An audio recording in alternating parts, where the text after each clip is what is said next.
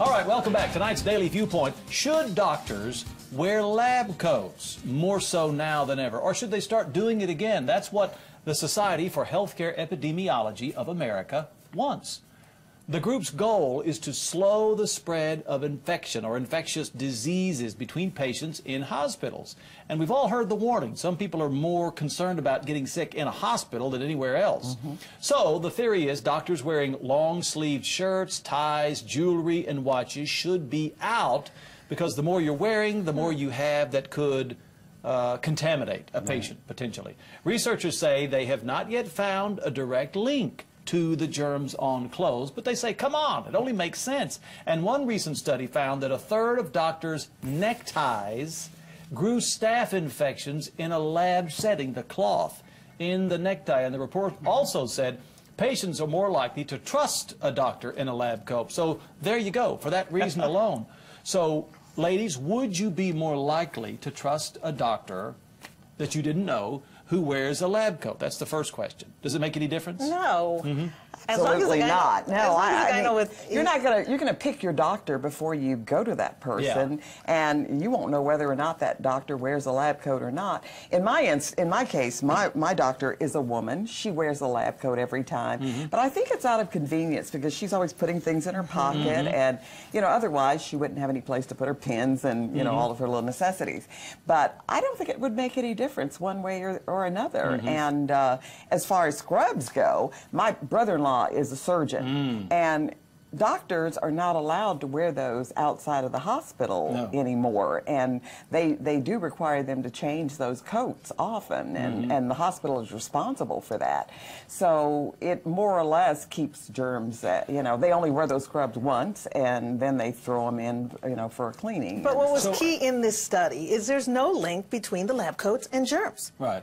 I figure there's more germs on their shoes than the ties, too. Well, they wear little covers on their shoes. Not all the time. In the OR. Right, but not in the doctor's office. But I think they're trying to get doctors to wear lab coats because the theory is that with regular clothes, a tie, for instance, you're more likely to wear that everywhere, pick up germs, and bring them into And how often are you going to have a tie dry cleaned? Unless you get something on it.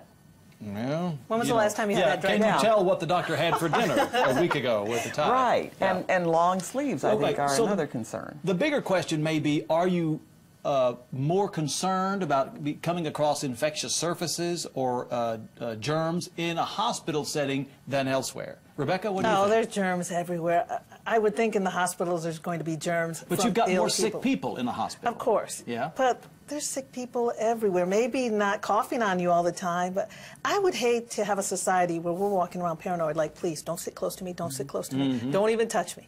I mean, that kind of thing. There are a lot more germs in a hospital setting just because there are so many sick people there. And so you have to be really careful, and they tell you when you go into the hospital, get out of there as quickly as possible. Use the Prel. Yes, and it's everywhere in hospital settings, and they tell you if you don't stay any longer than you have to. Don't try to take a little vacation and rest there because you need to get out of there. Yeah, but aren't so many people are hyper conscientious about germs this time of year? Rebecca, you had a story about this weekend in church. Oh, yeah. No, 2 weekends ago, our pastor said, okay, you know how you're supposed to say hello and how are you? Greet the visitors. Greet the visitors. Greet anybody.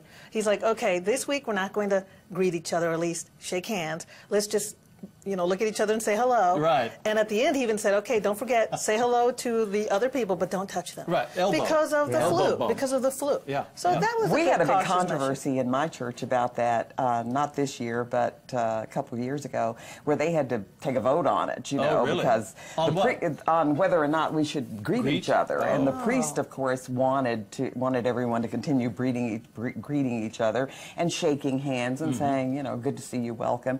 And they actually had to put it to a vote. Really? And of course he won. He prevailed. But, you think he swayed the vote? well, but I personally, this weekend, did not go to church because I don't want to be exposed to all those germs. I really don't. Yeah. See, I went to church. I just figure if it's going to happen, it's going to happen. I don't want to walk around paranoid. Keep the Prel handy. Keep the Prel handy. All right, coming up next on the Texas Daily, we're going to take a look, fascinating look, inside the last B-29 bomber still in operation, up and flying. Don Wall takes us for this amazing story. Coming right up. Stay here. You're watching the Texas Daily.